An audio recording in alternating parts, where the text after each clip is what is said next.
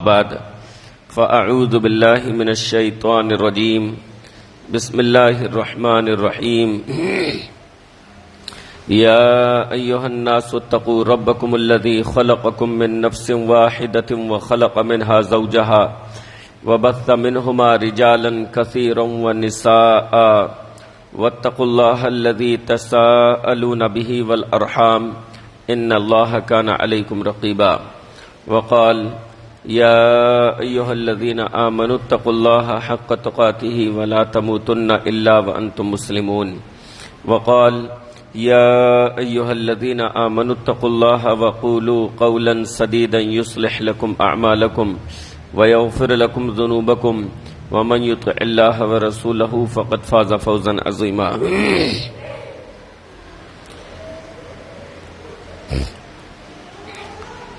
محترم حضرات و خواتین، ربیع الاول کا مہینہ چل رہا ہے۔ اس مہینے میں بہت سارے لوگ جشن عید میلاد النبی مناتے ہیں، یعنی رسول گرامی علیہ الصلاۃ والسلام کی ولادت کا جشن۔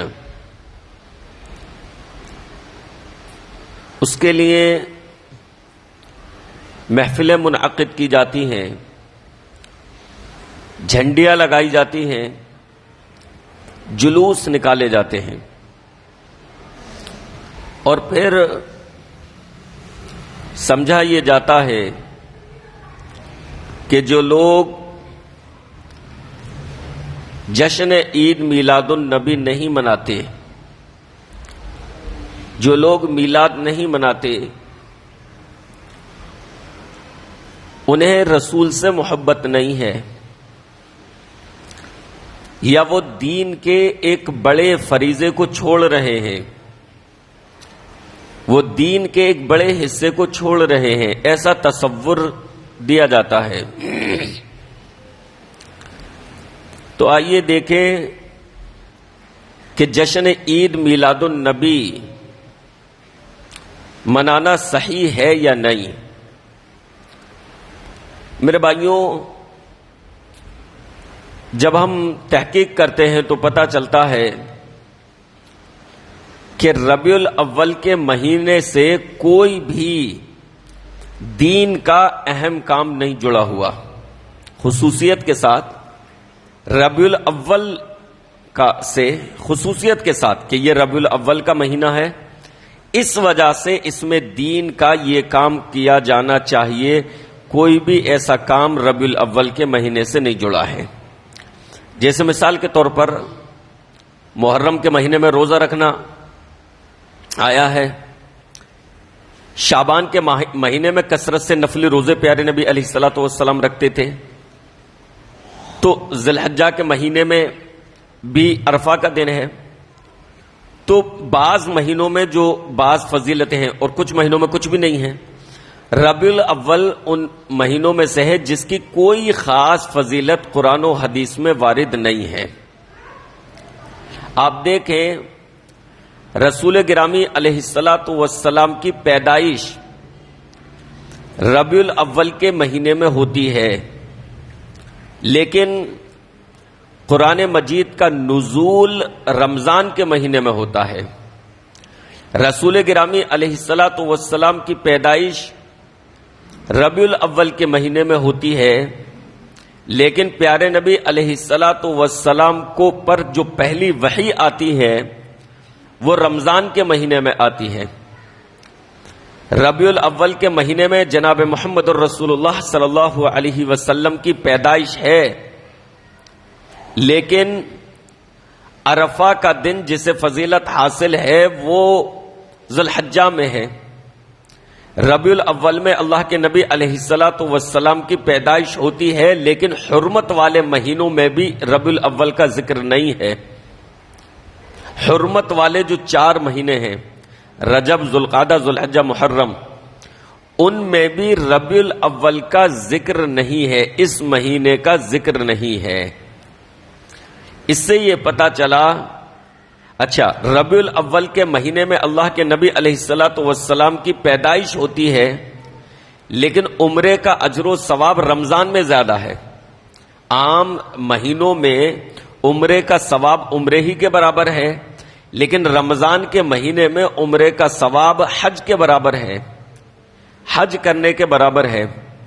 تو آپ دیکھیں کہ ربیع الاول کی وجہ سے ربیع الاول کے مہینے میں کی کوئی خاص فضیلت نہیں ہے، یعنی اس وجہ سے کہ اس مہینے میں اللہ کے نبی علیہ الصلوۃ والسلام کی پیدائش ہوئی، اس مہینے کی کوئی خاص فضیلت قرآن و حدیث میں وارد نہیں ہے۔ دین کا کوئی ایک مسئلہ، کوئی ایک معاملہ، کوئی ایک فضیلت بھی ایسی ثابت نہیں کی جا سکتی کہ جو ربیع الاول کی وجہ سے ربیع الاول میں انجام دینے کو جس کا حکم دیا گیا ہو۔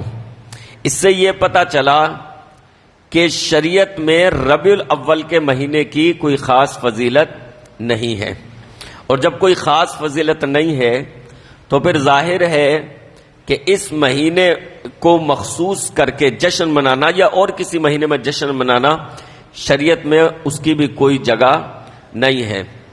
اب آئیے دیکھتے ہیں کہ جو لوگ جشن عید میلاد مناتے ہیں وہ کیا باتیں پیش کرتے ہیں۔ جشن عید یعنی رسول گرامی علیہ الصلوۃ والسلام کی پیدائش کا میلاد منانا، آپ کی پیدائش پر جشن منانا، جلوس نکالنا، جھنڈیاں لگانا، جو لوگ یہ مناتے ہیں وہ کیا باتیں پیش کرتے ہیں۔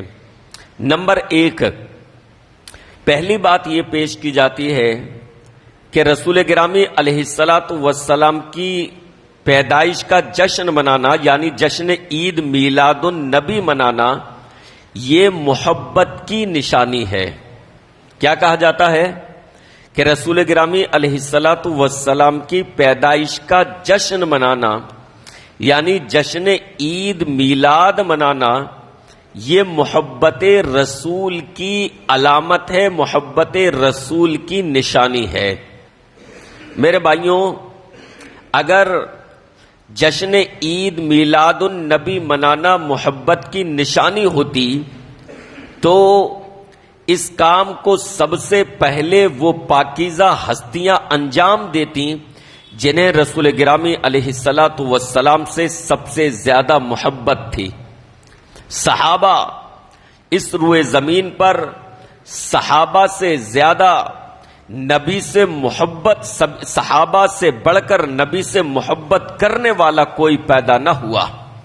صحابہ کو رسول گرامی علیہ الصلوۃ والسلام سے سب سے زیادہ محبت تھی، لہذا اگر جشن عید میلاد منانا یہ محبت کی نشانی ہے تو صحابہ نے جشن عید میلاد کیوں نہیں منایا؟ جناب ابوبکر صدیق رضی اللہ عنہ خلیفہ اول، ان کا دور خلافت 2 سال 2 مہینے رہتا ہے، لیکن حضرت ابوبکر صدیق رضی اللہ عنہ نے اپنے دور خلافت میں کبھی جشن عید میلاد منانے کا حکم نہ دیا، نہ کبھی مملکت میں یا مدینے کی گلیوں میں جلوس نکالنے کا فرمان صادر فرمایا۔ خلیفہ ثانی حضرت عمر رضی اللہ عنہ، ان کا دور خلافت 10 سال 6 مہینے کا ہے، لیکن 10 سال کے عرصے میں کبھی بھی انہوں نے جشن عید میلاد النبی نہ خود منایا، نہ لوگوں کو منانے کا حکم دیا، اور نہ کبھی مدینے کی گلیوں میں جلوس نکلوایا، نہ صحابہ کو جلوس نکالنے کا حکم دیا۔ حضرت عثمان غنی رضی اللہ عنہ تیسرے خلیفہ، ان کا دور خلافت 11 سال 11 مہینے ہیں، لیکن حضرت عثمان رضی اللہ عنہ نے خلیفہ ثالث یعنی تیسرے خلیفہ نے کبھی بھی نبی کی ولادت کا جشن نہیں منایا۔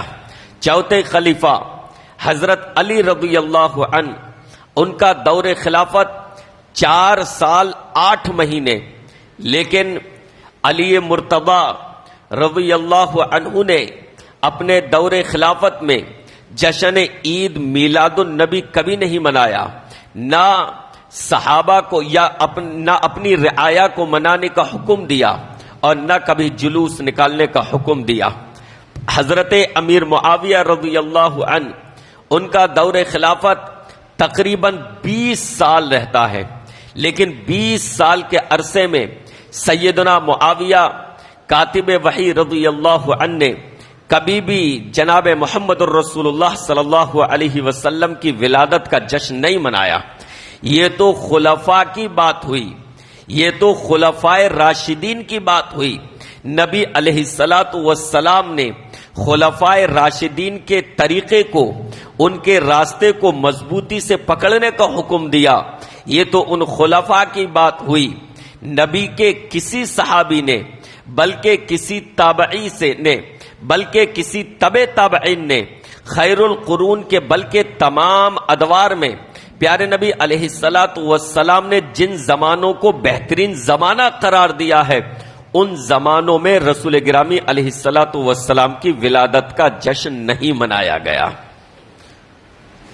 ان زمانوں میں رسول گرامی علیہ الصلوۃ والسلام کی پیدائش کا جشن نہیں منایا گیا۔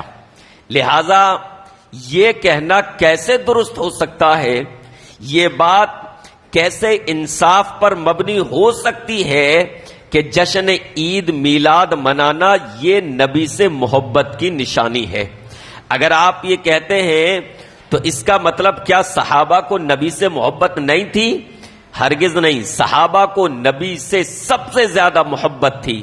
صحابہ نبی کو سب سے زیادہ چاہنے والے، صحابہ نبی سے سب سے زیادہ پیار کرنے والے، صحابہ نبی پر اپنا جان و تن لٹانے والے، صحابہ نبی پر اپنی جان فدا کرنے والے، صحابہ نبی پر اپنے مال و دولت کو قربان کرنے والے، صحابہ نبی کی محبت میں اپنی اولادوں کو قربان کرنے والے، صحابہ نبی کی محبت میں اپنے وطنوں کو چھوڑنے والے، صحابہ کو نبی سے سب سے زیادہ محبت تھی، لیکن کسی ایک صحابی سے بھی جشن عید میلاد منانے کا ثبوت نہیں ملتا۔ پتہ یہ چلا کہ یہ دعویٰ غلط ہے، اور اللہ رب العالمین نے صحابہ کو معیار بنایا ہے، معیار حق، صحابہ کو معیار بنایا ہے اللہ رب العالمین نے۔ اللہ رب العالمین نے ارشاد فرمایا فَإِنْ آمَنُوا بِمِثْلِ مَا آمَنْتُمْ بِهِ فَقَدِ اهْتَدَوْا، اگر یہ لوگ ایسے ایمان لے آئیں جیسے تم ایمان لائے ہو۔ کون مراد ہیں؟ صحابہ۔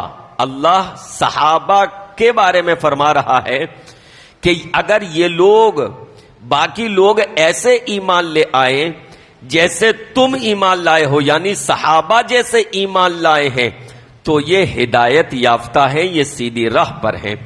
گویا اللہ نے صحابہ کو معیار حق قرار دیا۔ صحابہ کا عمل معیار حق ہے، صحابہ نے جو کیا وہ حق ہے، صحابہ نے جو نہیں کیا اس کو نہ کرنا ہی حق ہے۔ اللہ رب العالمین نے ارشاد فرمایا قرآن مجید میں وَمَن يُشَاقِقِ الرَّسُولَ مِن بَعْدِ مَا تَبَيَّنَ لَهُ الْهُدَى وَيَتَّبِعْ غَيْرَ سَبِيلِ الْمُؤْمِنِينَ نُوَلِّهِ مَا تَوَلَّى وَنُصْلِهِ جَهَنَّمَ، فرمایا جو ہدایت کے واضح ہو جانے کے بعد بھی رسول کی مخالفت کرے، یعنی رسول کے طریقے سے ہٹ کر چلے، وَيَتَّبِعْ غَيْرَ سَبِيلِ الْمُؤْمِنِينَ، اور مومنوں کے راستے کے علاوہ دوسرے راستے پر چلے۔ اکثر مفسرین کے نزدیک اس آیت میں مؤمنین سے مراد صحابہ ہیں۔ سب سے اول مؤمنین امت محمدیہ کے سب سے اول مؤمنین صحابہ ہیں، تو اس آیت میں مؤمنین سے مراد اکثر مفسرین کے نزدیک صحابہ ہیں۔ تو فرمایا وَيَتَّبِعْ غَيْرَ سَبِيلِ الْمُؤْمِنِينَ، جو اہل ایمان یعنی صحابہ کے راستے کے علاوہ کسی اور راہ کی پیروی کرے تو وہ جدھر جاتا ہے ہم اسے ادھر ہی جانے دیتے ہیں، اور آخر کار ہم اس کو جہنم میں جھونک دیتے ہیں۔ گویا کہ اللہ نے صحابہ کو معیار حق قرار دیا، صحابہ کو معیار بتایا، صحابہ کو اسوہ بتایا۔ اسی طریقے سے جناب محمد الرسول اللہ صلی اللہ علیہ وسلم نے حضرت ارباز والی حدیث جس میں اللہ کے نبی علیہ الصلوۃ والسلام نے انتہائی ولولہ انگیز خطاب کیا تھا، اور حضرت ارباز فرماتے ہیں کہ اس قدر بہترین خطبہ دیا، اس قدر ولولہ انگیز خطاب کیا کہ ایسا لگتا تھا جیسے کوئی وداعی خطاب کرتا ہے کہ یہ آخری خطاب ہے۔ اللہ کے نبی علیہ الصلوۃ والسلام نے اپنے اس خطاب میں ارشاد فرمایا فَسَيَرَى اخْتِلَافًا كَثِيرًا، تم عنقریب بہت زیادہ اختلاف دیکھو گے، یعنی امت میں بہت زیادہ اختلاف ہو جائے گا۔ فَسَيَرَى اخْتِلَافًا كَثِيرًا فَعَلَيْكُمْ بِالسُّنَّةِ وَالسُّنَّةِ الْخُلَفَاءِ الْمَهْدِيِّينَ الرَّاشِدِينَ تَمَسَّكُوا بِهَا عضوا علیہا بالنواجذ وإیاکم ومحدثات الامور فإن كل محدثة بدعة وكل بدعة ضلالة وكل ضلالة في النار۔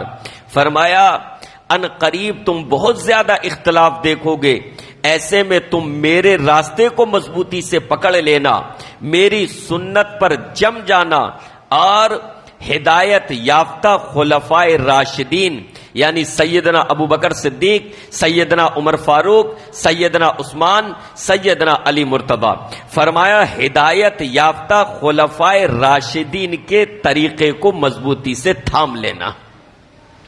تو اللہ نے صحابہ کے طریقے، اللہ کے نبی نے صحابہ کے طریقے کو معیار بتایا، اللہ نے بھی معیار بنایا اور جناب محمد الرسول اللہ صلی اللہ علیہ وسلم نے بھی۔ صحابہ کے طریقے کو مضبوطی سے تھام لینا اور دین میں نئی نئی بدعات ایجاد کرنے سے بچنا، دین میں نئی چیزوں پر عمل کرنے سے پرہیز کرنا، اس سے بچنا، نبی کا طریقہ لازم پکڑنا ہے اور صحابہ کا طریقہ لازم پکڑنا ہے۔ تو اللہ کے نبی علیہ الصلوۃ والسلام نے بھی صحابہ کو کیا بنایا؟ معیار بنایا، کسوٹی بنایا کہ اگر تمہارے درمیان اختلاف ہوتا ہے تو صحابہ کے نقش قدم پر چلو، صحابہ کے طریقے کو دیکھ لو، نبی کے زمانے کو دیکھ لو، اگر وہ چیز نبی کے زمانے میں موجود تھی تو اس چیز کو کرو، اگر وہ چیز نبی کے زمانے میں موجود نہیں تھی، اگر وہ چیز صحابہ کے زمانے میں موجود نہیں تھی تو اس چیز کو مت کرو۔ حضرت حذیفہ بن یمان رضی اللہ عنہ اسی وجہ سے فرماتے ہیں صحابہ خود اس بات کا درس دیا کرتے تھے کہ تم صحابہ کے طریقے پر چلو۔ حضرت حذیفہ بن یمان رضی اللہ عنہ فرماتے ہیں کل عبادت لم یتعبدها اصحاب رسول اللہ صلی اللہ علیہ وسلم فلا تعبدوها، فرمایا ہر وہ عبادت جسے نبی کے صحابہ نے نہیں کیا۔ کون سی عبادت کی بات کی؟ یعنی وہ کام جسے لوگ عبادت سمجھ کر کرتے ہیں، ورنہ اگر وہ چیز واقعی عبادت ہو تو صحابہ تو کرتے ہی اس کو۔ حضرت حذیفہ بن یمان رضی اللہ عنہ صحابی رسول کیا فرماتے ہیں؟ ہر وہ عبادت یعنی ہر وہ عمل جس کو صحابہ نے عبادت کے طور پر نہیں کیا، فلا تعبدوها، تو تم بھی اسے عبادت کے طور پر مت کرو۔ تو پتہ یہ چلا کہ صحابہ نے جس کام کو عبادت کے طور پر نہیں کیا وہ کبھی بھی دین کا حصہ نہیں بن سکتا۔ لہذا یہ کہنا کہ جشن عید میلاد النبی منانا یہ محبت کی نشانی ہے، یہ محبت رسول کی نشانی ہے، یہ سراسر کذب ہے، جھوٹ ہے، غلط فہمی ہے، یہ سراسر صحابہ پر بہتان یا الزام تراشی غیر شعوری طور پر ہو سکتا ہے، کیونکہ صحابہ نے جشن عید میلاد نہیں منایا۔ نمبر 2، دوسری چیز یہ کہی جاتی ہے جشن عید میلاد النبی صلی اللہ علیہ وسلم کے تعلق سے، کہا جاتا ہے کہ جشن عید میلاد النبی اس کو اتنے لوگ انجام دے رہے ہیں، اس کو اتنے لوگ انجام دے رہے ہیں، اتنے لوگ کر رہے ہیں، تو کیا سارے غلط ہیں؟ اتنے لوگ، یہ بھیڑ، دیکھیے بھیڑ کے پیچھے دوڑنا یہ اسلام نہیں ہے۔ بھیڑ چال چلنا، بھیڑ چال چلنے کا مطلب سمجھتے ہیں؟ بھیڑ چال کا مطلب یہ ہوتا ہے، بھیڑوں کا طریقہ یہ ہوتا ہے کہ جدھر بھیڑیں جا رہی ہیں نا تو پیچھے کی جتنی بھیڑیں ہوتی ہیں سب اسی کے پیچھے چلتی رہتی ہیں، آگے کی جدھر جا رہی ہیں ادھر ہی، حتیٰ کہ اگر وہ پانی میں کود جائیں، کنویں میں کود جائیں تو پیچھے کی جتنی بھیڑیں ہوں گی انہی کے سہارے کنویں میں کود جائیں گے، اس کو کہتے ہیں بھیڑ چال۔ تو بھیڑ چال یا بھیڑ چال دونوں ہی غلط ہے، بھیڑ چال بھی غلط ہے اور بھیڑ چال، بھیڑ کے پیچھے دوڑنا نہیں، اسلام اس پر نہیں چلتا، بلکہ اسلام قرآن و حدیث کے دلائل سکھاتا ہے۔ اسلام قرآن و حدیث کے دلائل پر سے جو ہے ثابت ہوتا ہے، اسلامی مسائل قرآن و حدیث کے نصوص سے ثابت ہوتے ہیں۔ لہذا یہ کہنا کہ اتنے لوگ کر رہے ہیں، اکثر لوگ کر رہے ہیں، لہذا کیا سارے غلط ہیں؟ جی ہاں، اگر کوئی عمل قرآن و حدیث سے ثابت نہیں ہے، کوئی عمل صحابہ سے ثابت نہیں ہے، تو کتنے ہی زیادہ لوگ کر رہے ہوں وہ بہرحال غلط ہے، وہ بہرحال غلط ہے۔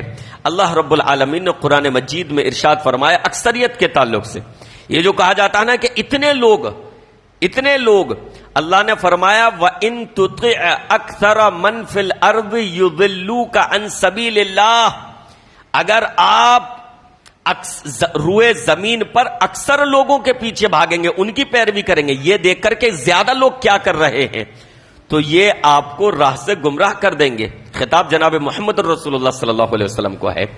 اگر آپ اکثر لوگوں کے پیچھے چلیں گے، اکثریت دیکھ کر، میجورٹی دیکھ کر زیادہ لوگ کیا کر رہے ہیں، تو یہ تمہیں سیدھی راہ سے گمراہ کر دیں گے۔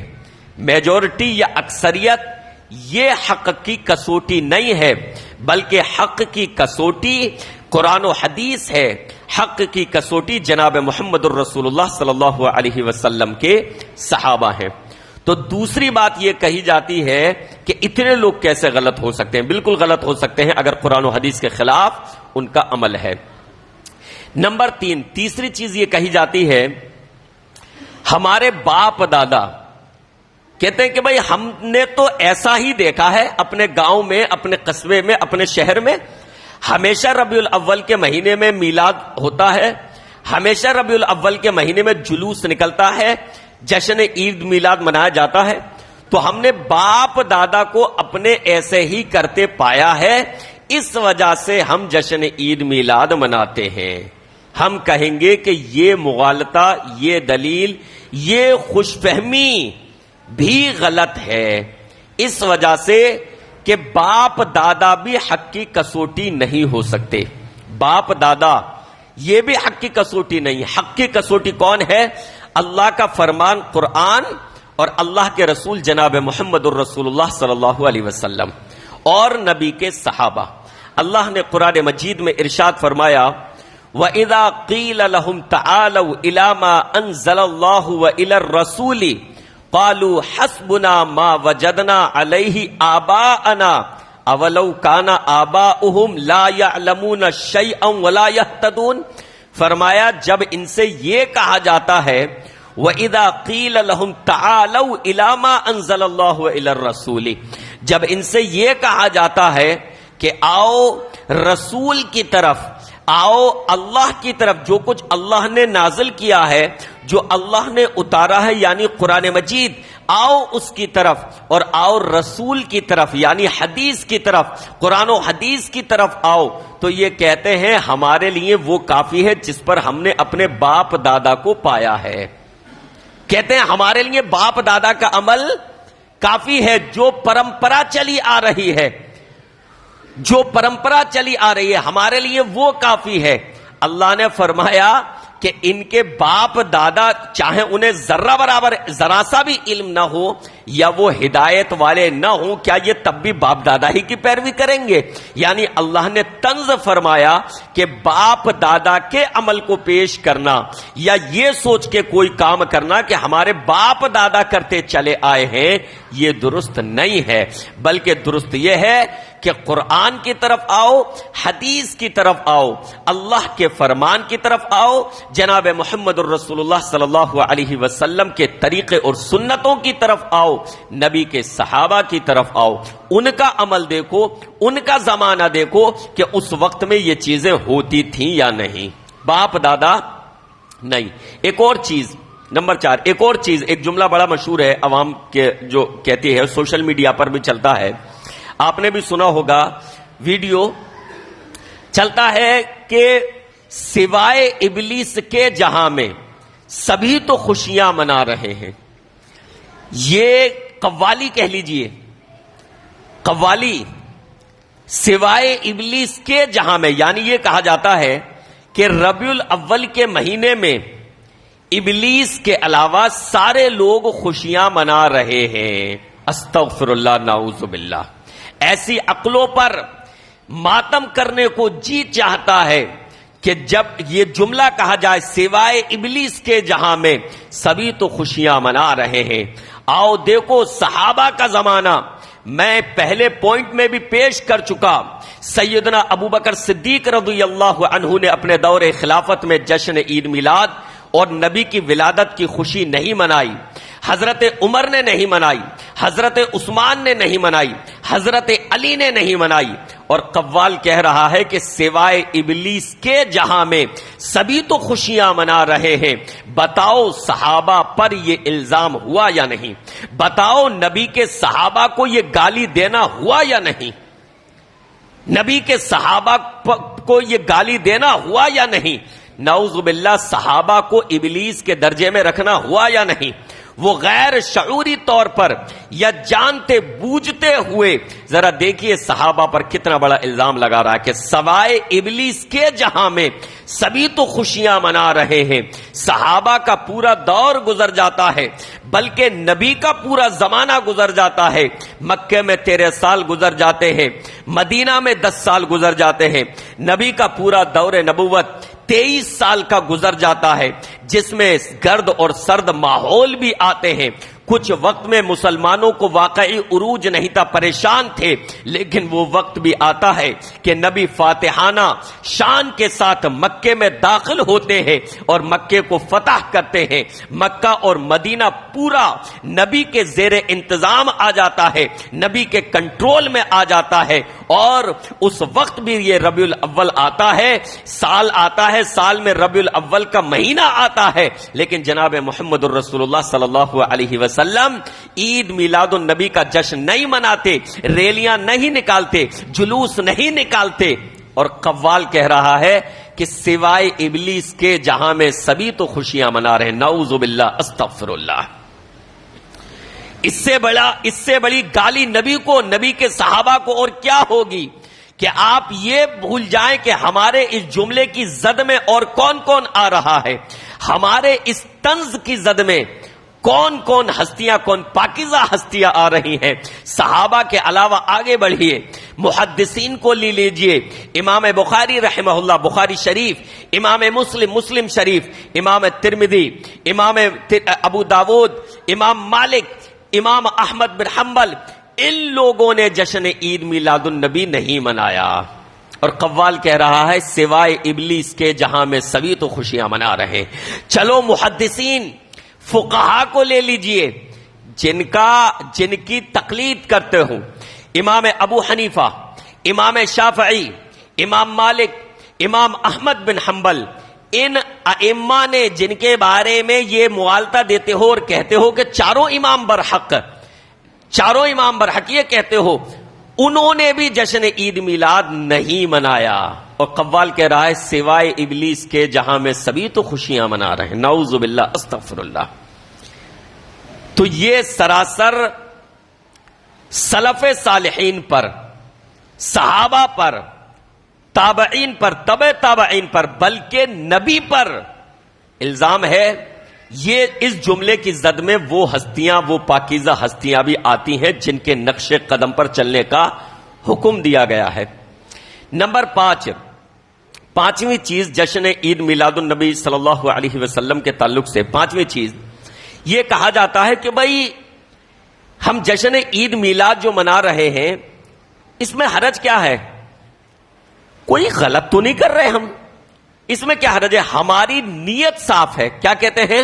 نیت ہماری بھلائی کی ہے، نبی کی پیدائش کا جشن منانے کی ہے، نبی کی پیدائش کی خوشی منانے کی نیت ہے ہماری، تو نیت ہماری اچھی ہے، نیت ہماری بہتر ہے، لہٰذا اس میں کیا حرج ہے؟ میرے بھائیوں اور بہنوں ایک بات جان لیجئے اچھی طریقے سے، نیت کتنی بھی اچھی ہو، عمل جب تک اسوہ رسول کے مطابق نہیں ہوگا، جناب محمد الرسول اللہ صلی اللہ علیہ وسلم کے طریقے کے مطابق نہیں ہوگا، تب تک اس اچھی نیت پر کوئی اجر و ثواب نہیں ملے گا۔ نیت کتنی بھی اچھی ہو، اگر وہ چیز قرآن و حدیث سے میچ نہیں کرتی ہے، اگر وہ چیز قرآن و حدیث میں نہیں ملتی ہے، اگر اس پر اللہ اور اس کے رسول کی مہر نہیں ملتی ہے، اگر اس پر صحابہ کا عمل نہیں ملتا ہے، تو نیت کتنی بھی اچھی ہو اس پر کوئی ثواب نہیں ملے گا۔ آئیے میں آپ کے سامنے دو ایک چیزیں رکھوں جس سے آپ کو پتا چلے گا کہ نیت اچھی ہونے کے باوجود وہ عمل اللہ کی بارگاہ میں قبول نہیں۔ ایک صحابی، قربانی کا دن ہے، اللہ کے نبی علیہ الصلوۃ والسلام عیدگاہ گئے ہیں، مسلمان بھی عیدگاہ گئے ہوئے ہیں نماز پڑھنے کے لیے، صحابہ بھی عیدگاہ گئے ہوئے ہیں۔ ایک صحابی اس ارادے سے کہ سب سے پہلے میری قربانی ہو، نماز عید الاضحیٰ کی نماز سے پہلے ہی قربانی کر دیتے ہیں۔ نیت اچھی تھی، مسئلہ معلوم نہیں تھا، لیکن نیت اچھی تھی۔ نیت کیا تھی؟ کہ سب سے پہلے میری قربانی ہو، بلکہ ان کے الفاظ ہیں کہ میں نے یہ چاہا، مجھے یہ چیز محبوب لگی کہ میرے گھر میں سب سے پہلے قربانی ہو، لہذا نماز عید سے پہلے ہی قربانی کر ڈالی۔ پھر نماز عید پڑھنے کے اللہ کے نبی علیہ الصلوۃ والسلام کو پتا چلا، آپ علیہ الصلوۃ والسلام نے فرمایا جس نے عید کی نماز سے پہلے قربانی کی اس کی قربانی نہیں ہوئی، اس کا محض بکری کا گوشت ہے، قربانی نہیں ہے، اور جو نماز عید کے بعد قربانی کریں گے ان کی قربانی ہے۔ اب دیکھیے نیت کتنی اچھی تھی، میری قربانی پہلے ہو جائے، سب سے پہلے میرا نام ان لوگوں میں آئے جنہوں نے قربانی کی ہے، لیکن نیت کے درست ہونے کے باوجود اس پر کوئی اجر نہیں ملا، وہ قربانی بیکار ہو گئی۔ کیوں؟ اس وجہ سے کہ رسول گرامی علیہ الصلوۃ والسلام کا جو طریقہ تھا، نبی کا جو فرمان تھا کہ نماز عید کے بعد قربانی کی جائے، اس سے ہٹ گئے وہ۔ تو نیت اچھی ہونے کے باوجود اس پر کوئی اللہ کے یہاں قبولیت اس کو نہیں ملی، شرف قبولیت نہیں ملا۔ عبداللہ ابن عباس رضی اللہ عنہ فرماتے ہیں، ایک دوسرا واقعہ آپ کے سامنے پیش کرتا ہوں۔ حضرت عبداللہ ابن عباس رضی اللہ عنہ فرماتے ہیں کہ پیارے نبی علیہ الصلوۃ والسلام نے حضرت عبداللہ بن رواحہ کو ایک لشکر کے ساتھ روانہ ہونے کا حکم دیا۔ دن جمعہ کا تھا، یعنی پیارے نبی علیہ الصلوۃ والسلام نے لشکر کو روانہ ہونے کا حکم دیا کہ فلاں فلاں تم لوگ روانہ ہو جاؤ صبح کو، اور اس میں لوگوں کو چنا کہ بھائی تم بھی جاؤ اس لشکر میں، تم جاؤ، لوگوں کو کا انتخاب کیا۔ انہی میں ایک نام کس کا تھا؟ حضرت عبداللہ بن رواحہ کا۔ دن جمعہ کا، سنن ترمذی کی حدیث، دن جمعہ کا۔ عبداللہ بن رواحہ نے سوچا، ان کے باقی جتنے ساتھی تھے لشکر کے وہ لوگ صبح ہی کو روانہ ہو گئے، چلے گئے۔ حضرت عبداللہ بن رواحہ نے سوچا جمعہ کا دن ہے، میں پیارے نبی علیہ الصلوۃ والسلام کے پیچھے نماز پڑھ لوں، جمعے کی نماز پڑھ لوں، نبی کی اقتداء میں نبی کے پیچھے نماز پڑھ لوں، اس کے بعد میں اپنی تیز رفتار سواری سے اپنے ساتھیوں سے جا ملوں گا۔ نیت کتنی اچھی ہے، نیت میں کوئی کھوٹ ہے؟ سوچیں، غور کریں، نیت میں کوئی کھوٹ ہے؟ نیت میں کوئی کجی ہے؟ نیت میں کوئی کمی ہے؟ کوئی کمی نہیں۔ نیت کتنی اچھی، جمعہ کا دن ہے، نبی کی اقتداء میں نماز پڑھ لوں، نبی کے پیچھے نماز پڑھ لوں، پھر میں جمعے کی نماز پڑھ کر چل دوں گا سواری سے اور اپنے ساتھیوں سے جا ملوں گا۔ عبداللہ بن رواحہ نے یہ سوچ کر جمعے کی نماز پیارے نبی علیہ الصلوۃ والسلام کے پیچھے پڑھی، خطبہ سنا، نماز پڑھی۔ اللہ کے نبی علیہ الصلوۃ والسلام کی ملاقات ہوئی، نماز کے بعد دیکھا، عبداللہ تم یہاں، تمہیں روانہ ہونے کے لیے صبح کہا تھا اور تمہارے ساتھی جا چکے صبح، عبداللہ تم یہاں، اللہ کے رسول میں نے چاہا آپ کے پیچھے نماز پڑھ لوں، یہ شرف مل جائے۔ جنگ پہ جا رہے ہیں، کیا معلوم واپسی ہو نہ ہو، لوٹنا ہو نہ ہو، ایک مہم کے تحت جا رہے ہیں۔ نبی، اے اللہ کے رسول میں نے چاہا آپ کے پیچھے نماز پڑھ لوں، یہ شرف مل جائے، پھر اپنے ساتھیوں سے جا ملوں گا، جمعے کا دن ہے، جمعے کی نماز آپ کے پیچھے پڑھ لوں۔ اللہ کے نبی علیہ الصلوۃ والسلام نے فرمایا، عبداللہ اگر تم زمین کے برابر بھی سونا خرچ کر دو، زمین بھر کر بھی اب اگر سونا خرچ کر دو، اس ثواب کو نہیں پا سکتے جو تمہیں اس وقت ملتا کہ صبح تم اپنے ساتھیوں کے ساتھ نکل جاتے۔ آپ دیکھیں حضرت عبداللہ کی نیت اچھی تھی لیکن نبی کے فرمان سے ہٹ گئے، نبی نے صبح نکلنے کا حکم دیا، ساتھی نکل گئے، انہوں نے کہا جمعے کے بعد نکلوں گا، نبی کے پیچھے نماز پڑھ لوں۔ اللہ کے نبی نے فرمایا زمین کے برابر بھی سونا خرچ کر دو تو اب تم اس فضیلت کو نہیں پا سکتے جو تمہارے ساتھیوں نے پالی، حکم ملتے ہی اس پر عمل کر لیا، اس کو تم نہیں پا سکتے چاہے میرے پیچھے نماز پڑھی ہے۔ تو آپ دیکھیں نیت اچھی، لیکن نیت اچھی ہونے کے باوجود، نیت درست ہونے کے باوجود، نبی کے پیچھے نماز پڑھنے کے باوجود، اللہ کے نبی علیہ السلام نے فرمایا زمین بھر کر بھی اگر تم سونا خرچ کر دو تو اب وہ فضیلت تمہیں، وہ اجر و ثواب تمہیں نہیں مل سکتا۔ پتہ یہ چلا نبی کی پیروی کرنے میں، نبی کی اتباع کرنے میں، نبی کو فالو کرنے میں اجر و ثواب ہے، چاہے وہ تھوڑا سا عمل ہو، نبی کی پیروی کرنے میں اجر و ثواب ہے، اور نبی کے طریقے سے ہٹ کر کتنا ہی عمل کر لو، کتنا ہی شور و ہنگامہ کر لو، کتنی ہی جھنڈیاں لگا لو، کتنے ہی زور سے چیخ لو، چلا لو، نعرے بازی کر لو، نعت خوانی کر لو، کچھ بھی کر لو، نبی کے طریقے سے ہٹ گئے تو اس کا کوئی اجر و ثواب نہیں ملے گا۔ نیت اچھی ہونے سے کیا ہوتا ہے کہ نیت اچھی ہے ہماری، طریقہ نبی کا ہونا چاہیے نا، یہ چیز نبی کے زمانے میں تھی یا نہیں، صحابہ نے یہ کام کیا یا نہیں۔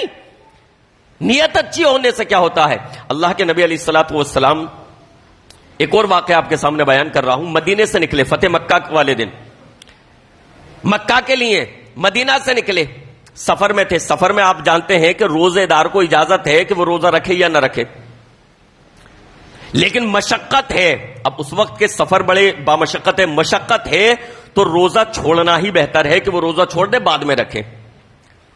اللہ کے نبی یہ لوگ سب روزہ رکھ کر نکلے مدینے سے، لیکن راستے میں ایک مقام پر جا کر اللہ کے نبی علیہ الصلوۃ والسلام نے روزہ توڑ دیا۔ ممکن ہے مشقت زیادہ ہو رہی ہو، پیدل سفر اس وقت کا، دھوپ کا اور وہاں کی گرمی اور پیدل اور اونٹ اور گھوڑا، ان چیزوں کا سفر، بہرحال راستے میں اللہ کے نبی علیہ الصلوۃ والسلام نے روزہ توڑا، اور توڑا بھی کس طریقے سے، اللہ کے نبی علیہ الصلوۃ والسلام نے پینے کی ایک چیز منگائی، پانی، پیالے کو لیا ہاتھ میں اور یوں کر کے اوپر کیا، صحابہ کے سامنے یوں کر کے اوپر کیا، دکھایا لوگوں کو کہ دیکھو میں روزہ توڑ رہا ہوں، اس روزے کو بعد میں رکھنا ہے ہمیں لیکن سفر کی وجہ سے توڑ رہا ہوں۔ اللہ کے نبی نے ہاتھ بلند کیا، حدیث میں آتا ہے کہ لوگوں نے دیکھ لیا کہ ہاں نبی روزہ توڑ رہے ہیں، لہذا توڑ دیا تاکہ باقی لوگ بھی روزہ اب توڑ دیں، چھوڑ دیں، لیکن اس کے باوجود بہت سارے لوگوں نے روزہ توڑ دیا، لیکن نبی علیہ السلام کو بتایا گیا بعد میں کہ کچھ لوگوں نے روزہ نہیں توڑا، جاری رکھا، کچھ نے روزہ رکھ لیا۔ آپ نے فرمایا اولئک العصاۃ، اولئک العصاۃ، یہ نافرمان ہے، یہ نافرمان، انہوں نے نافرمانی کی ہے۔ آپ دیکھیں جن لوگوں نے روزہ رکھا ان کی نیت غلط تھی، نیت درست تھی، نیت صحیح تھی، روزے کی تھی، اجر و ثواب کو پانے کی تھی، لیکن اس کے باوجود ان کو اللہ کے نبی نے کیا فرمایا، یہ نافرمانی ہے۔ کیوں؟ اس وجہ سے کہ نبی کے نقش قدم پر چلنے میں اجر و ثواب ہے، نبی کے طریقے پر چلنے میں اجر و ثواب ہے، صحابہ کے طریقے پر چلنے اجر و ثواب ہے۔ نیت کتنی بھی اچھی ہو، نیت سے کچھ نہیں ہوتا، نیت کتنی بھی اچھی ہو، نیت اچھی ہو کہ 3 رکعت کی جگہ مغرب میں 4 پڑھ لوں، 4 فرض پڑھ لوں، نیت اچھی ہے 1 رکعت کا اور ثواب مل جائے گا، ملے گا نہیں۔ نیت اچھی ہو کہ عشاء میں 4 فرض کی جگہ 8 فرض پڑھ لوں، 8 فرض کا ثواب ملے گا نہیں۔ نیت اچھی ہو کہ فجر میں 2 فرض کے بجائے 4 فرض پڑھ لوں، ثواب ملے گا نہیں۔ نیت کتنی بھی اچھی ہو، نیت کے اچھا ہونے کے ساتھ ساتھ ضروری ہے وہ عمل قرآن و حدیث کے مطابق ہو، وہ عمل جناب محمد الرسول اللہ صلی اللہ علیہ وسلم کے طریقے کے مطابق ہو، صحابہ کے مطابق ہو، صحابہ کے اسوے کے مطابق ہو۔ حضرت عبداللہ ابن عباس رضی اللہ عنہ، حضرت عبداللہ ابن مسعود رضی اللہ عنہ، ان کو پتا چلا، ابو موسیٰ اشعری رضی اللہ عنہ نے سنن دارمی میں روایت اور علامہ البانی رحمہ اللہ نے تصحیح فرمائی، ابو موسیٰ اشعری رضی اللہ عنہ نے ان کو خبر دی، ایک مسجد سے آ رہا ہوں ابھی کچھ لوگ حلقہ لگائے ہوئے ہیں، یوں کر کے حلقے، ایک حلقہ ادھر، ایک حلقہ ادھر، ایک حلقہ ادھر، ان کے سامنے کنکریاں ہیں، ایک کہتا ہے کہ پڑھو 100 مرتبہ سبحان اللہ، وہ کنکریوں پر شمار کرتے ہیں ایک ساتھ سبحان اللہ سبحان اللہ سبحان اللہ، پھر کہتا ہے ایک کہ پڑھو 100 مرتبہ لا الہ الا اللہ، سب کہتے ہیں لا الہ الا اللہ لا الہ الا اللہ۔ ابو موسیٰ اشعری نے خبر دی کہ مسجد میں یہ ہو رہا ہے، میں آ گیا ہوں فی الحال خاموش تاکہ آپ کو ساتھ لے چلوں، آپ کی رائے لے لوں۔ عبداللہ ابن مسعود رضی اللہ عنہ، عمل کیسا تھا؟ بظاہر آج کے چشمے سے اگر دیکھا جائے کہ یار عمل تو اچھا ہے، نبی کی ولادت، اس سے زیادہ ایموشنلی کارڈ اور کیا ہوگا؟ شیطان شریعت سے ہٹاتا ہے تو ایموشنلی کارڈ کھیلتا ہے، نبی کے نواسے کی شہادت پر ماتم کرواتا ہے، ایموشنلی کارڈ کھیل رہا ہے، وہاں بھی سینہ پٹواتا ہے، جبکہ نبی نے منع کیا، سینہ پیٹنا حرام ہے، اس کا ہم سے کوئی تعلق نہیں جو سینہ پیٹے، لیکن سینہ پٹواتا ہے، ایموشنل کارڈ۔ یہاں نبی کی پیدائش پر ایموشنل کارڈ، اس سے بڑا کیا ہوگا؟ جذبات سے کھیلنا۔ اب ان کو دیکھیں، یہ لوگ جو کر رہے تھے، حلقہ بنا کر کنکریوں پر تکبیر و تحلیل گن رہے تھے، ایک کہتا پڑھو 100 مرتبہ، سب پڑھتے 100 مرتبہ، پھر کہتا کہ پڑھو 100 مرتبہ لا الہ الا اللہ، سب لا الہ الا اللہ لا الہ الا اللہ۔ دیکھنے میں عمل غلط لگ رہا ہے؟ عمل غلط نہیں لگ رہا دیکھنے میں، لیکن اگر قرآن و حدیث کی چاشنی لگی ہو، اگر قرآن و حدیث کی پیروی مزاج میں بیٹھی ہو، اگر نبی کی اتباع اور پیروی مزاج میں ہو، اگر دل و دماغ میں نبی کی محبت اور نبی کی پیروی ہو، تو آپ پائیں گے، آپ غور کریں گے کہ یار ٹھیک ہے، سبحان اللہ پڑھنا ٹھیک ہے، الحمدللہ پڑھنا ٹھیک ہے، لا الہ الا اللہ پڑھنا ٹھیک ہے، تسبیح ٹھیک ہے اپنی جگہ، کوئی غلط نہیں، لیکن نبی نے یہ طریقہ نہیں بتایا، اس لیے غلط ہے۔ نبی نے یہ طریقہ نہیں بتایا، بظاہر تو صحیح لگ رہا ہے، لیکن کیا غلطی ہے کہ نبی نے یہ طریقہ نہیں بتایا کہ 5 لوگ 10 لوگ حلقہ بنا لیں، ایک ہے نا گیدرنگ کر لیں ایک جگہ، اور ایک کہے کہ یہ پڑھو، اور پھر سب زور زور سے اللہ اکبر اللہ اکبر، سب لوگ یہ طریقہ نہیں بتایا، اپنا اپنا پڑھو سب۔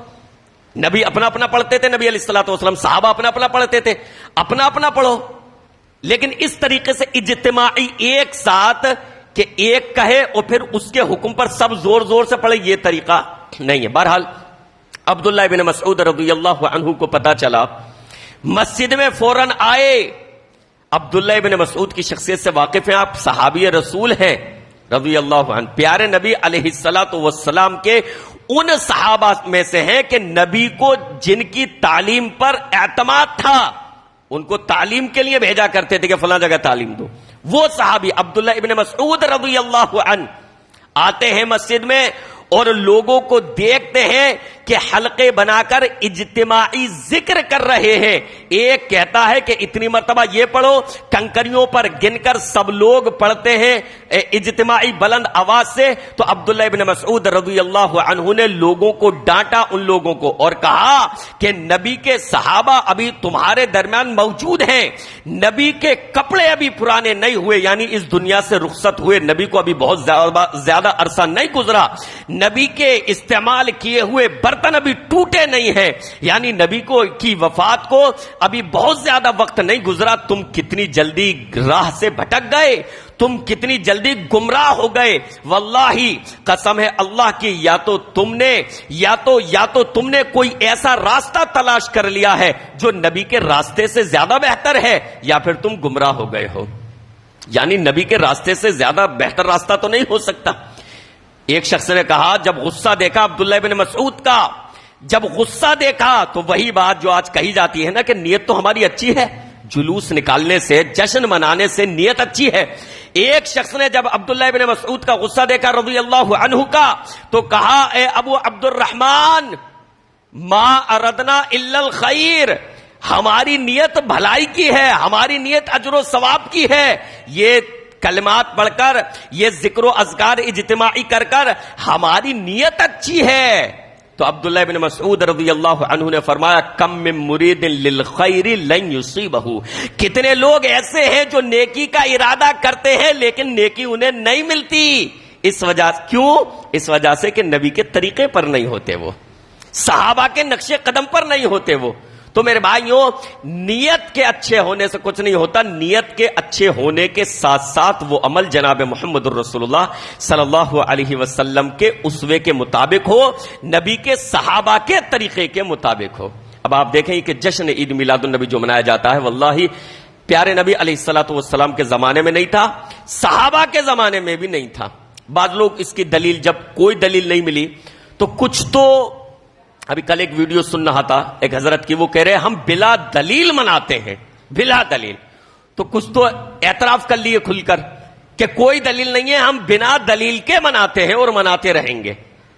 میں نے کہا بھائی بڑی جسارت دکھائی، اللہ تو دلیل کی پیروی کرنے کے لیے کہے دلیل دیکھ لو، اور وہ کیا کہہ رہے ہیں؟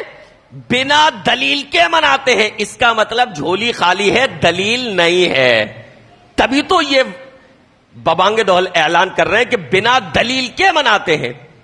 تو ایک حضرت تو کہہ رہے کہ بنا دلیل کے مناتے ہیں، اور بھی بہت سارے لوگ کھل کر اعتراف کرتے ہیں کہ بھائی بنا دلیل کے مناتے ہیں ہم، اس کا مطلب دلیل کچھ بھی نہیں ہے۔ اور کچھ لوگ دلیل تراشنے کی کوشش کرتے ہیں۔ تراشنا میں نے اس وجہ سے کہا، تلاشنے کی نہیں، تراشنے کی۔ تراشنا اس وجہ سے کہا کہ قرآن یا حدیث میں جو چیزیں ہیں اس میں کو زبردستی دلیل بنانے کی کوشش کرتے ہیں۔ مثال کے طور پر قرآن مجید کی آیت قل بفضل اللہ وبرحمتہ فبذلک فلیفرحوا، اے نبی کہہ دو کہ اللہ کے فضل پر اور اس کی رحمت پر ان کو خوش ہونا چاہیے۔ تو کہتے ہیں دیکھیے اللہ نے کہا اللہ کے فضل اور رحمت پر ان کو خوش ہونا چاہیے۔ نبی کی آمد سے زیادہ نبی سے بڑی رحمت کیا ہوگی، نبی سے بڑا اللہ کا فضل کیا ہوگا، اس لیے ہم خوشی۔ دیکھیں قرآن کی آیت میں کیا ہے؟ خوش ہونا چاہیے، جشن منانا چاہیے، یہ نہیں ہے۔ خوشی کس چیز کا نام ہے؟ خوشی دلی کیفیت کا نام ہے۔ ہر مسلمان کو خوشی ہے کہ جناب محمد الرسول اللہ صلی اللہ علیہ وسلم کے ہم امتی ہیں، نبی کا امتی ہمیں بنایا، ہر مسلمان کو خوشی ہے۔ خوشی دلی کیفیت کا نام ہے، جشن منانے کا نام نہیں ہے۔ خوشی دلی کیفیت کا نام ہے کہ دل کے اندر خوشی ہونا، اور یہ خوشی اس کے لیے کوئی خاص مہینہ نہیں ہے، یہ خوشی ہر مسلمان کو ہمیشہ رہتی ہے کہ پیارے نبی علیہ الصلوۃ والسلام کا اللہ نے ہمیں امتی بنا کر پیدا کیا، نبی کو ہمارے لیے بھیجا، اس بات کی خوشی اس کے دل میں ہوتی ہے۔ لیکن اس کا مطلب یہ نہیں کہ باہر جلوس نکالے جائیں، جھنڈیاں لگائی جائیں، جشن منایا جائے، قوالیاں گائی جائیں، اس کا یہ مطلب ہرگز نہیں ہے۔ اچھا فلیفرحوا، ان کو خوش ہونا چاہیے۔ اگر اس کا مطلب جشن منانا ہے تو ہمارا سوال یہ ہے کہ خوشی کیا صرف ایک مہینے ہے یا ایک دن صرف ہے؟ ربیع الاول کے مہینے میں خوشی تو پورے سال ہمیشہ ہونی چاہیے نا۔ باقی مہینوں میں خوشی نہیں ہے آپ کو کہ ہم نبی کے امتی ہیں؟ باقی مہینوں میں خوشی ہے یا نہیں؟ باقی مہینوں میں بھی تو خوشی ہے، باقی مہینوں میں بھی دل میں وہی خوشی ہے کہ ہم نبی کے امتی ہیں، الحمدللہ، اللہ کا یہ فضل و احسان ہے ہم پر۔ باقی مہینوں میں بھی خوشی ہے، تو پھر پورے سال جشن کیوں نہیں مناتے؟ ایک ہی مہینے میں کیوں؟ پتہ یہ چلا کہ قرآن مجید کی جو آیت پیش کی جا رہی ہے اس سے دلیل صحیح نہیں بیٹھ رہی، غلط آیت ٹھیک ہے، استدلال غلط ہے، غلط مسئلہ نکال رہے ہیں۔